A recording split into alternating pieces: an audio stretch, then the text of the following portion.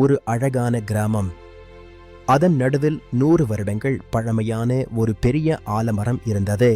வெயில் வந்தாலும் மழை வந்தாலும் அந்த மரம் மக்களுக்கு நிழலும் அமைதியும் கொடுத்தது. ஆனால் ஒரு நாள் புதிய சாலை போட அந்த ஆலமரத்தை வெட்ட அதிகாரிகள் முடிவு செய்தார்கள். அன்றிரவு ஒரு சிறுவன் கனவு கண்டான். அந்த ஆலமரம் அவனிடம் பேசுவது போல இருந்தது. நான் உங்களுக்கு காற்று கொடுத்தேன், நிழல் கொடுத்தேன். என்னை வெட்டினால் நாளை நீங்க என்ன செய்வீங்க? சிறுவன் விழித்தெழுந்து கிராம மக்களிடம் நடந்ததை சொன்னான். இயற்கை இல்லாமல் நாம் இல்லை என்பதை உணர்த்தினான்.